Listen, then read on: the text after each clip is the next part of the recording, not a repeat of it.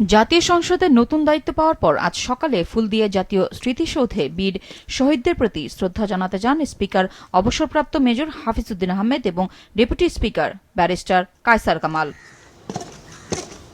শ্রদ্ধা জানানো শেষে দুইজন বীর শহীদদের স্মরণে কিছুক্ষণ নীরবে দাঁড়িয়ে থাকেন। পরে জাতীয় স্মৃতিসৌধের পরিদর্শন বইয়ে স্বাক্ষর করেন।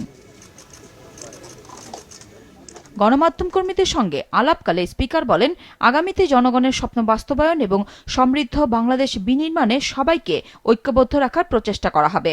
আমরা সবাই মিলে চেষ্টা করব যাতে বাংলাদেশের অর্থনৈতিক উন্নতি হয়। একটি সমৃদ্ধ বাংলাদেশ গঠনের জন্য এই সংসদ সর্বাত্মক উদ্যোগ গ্রহণ করবে। ২৪-এর বিতাড়িত শক্তি যাতে আর পুনর্বাসিত হতে না পারে, তাদের পুনরুত্থান যাতে না হয়, সেজন্য সব রাজনৈতিক দলের প্রতি আহ্বান জানান স্পিকার। প্রত্যেকটি রাজনৈতিক দল আমরা ঐক্যবদ্ধ থাকব। বিশেষ করে এই মাফিয়ারা যাতে আর পুনর্বাসিত হতে না পারে, দেশে আবার তাদের পুনরুত্থান যাতে না হয়, সেজন্যে প্রত্যেক গণতান্ত্রিক শক্তি রাজনৈতিক দলকে আমরা আহ্বান জানাচ্ছি।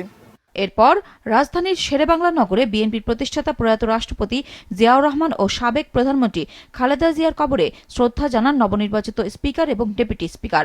শ্রদ্ধা নিবেদন শেষে ফাতেহা পাঠ ও মোনাজাতে অংশ নেন তারা। সেখানে আবারও কথা বলেন গণমাধ্যমের সঙ্গে। সরকার এবং বিরোধী দল উভয় মিলে বাংলাদেশের জনগণের আশা আকাঙ্ক্ষার বাস্তব রূপ দেওয়ার জন্য উদ্যোগ গ্রহণ করবেন।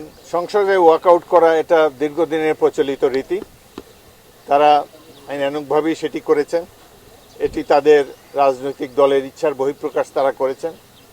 রাষ্ট্রপতি সম্পর্কে তাদের যে মনোভাব, সেটি তাদের একান্ত নিজস্ব। আমরা এই ব্যাপারে কোনো কমেন্ট করতে চাই না। তবে আমরা আশা করব আগামী দিনগুলোতে ওয়াকআউট করার সময় তারা আরও সতর্ক থাকবেন, এমন কিছু করবেন না যাতে ফ্যাসিস্টের আবার পুনরুত্থান হওয়ার সুযোগ হয়।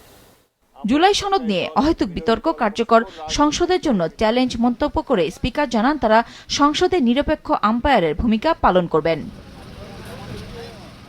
নূর নাহার বিলি, মাছরাঙা সংবাদ, ঢাকা।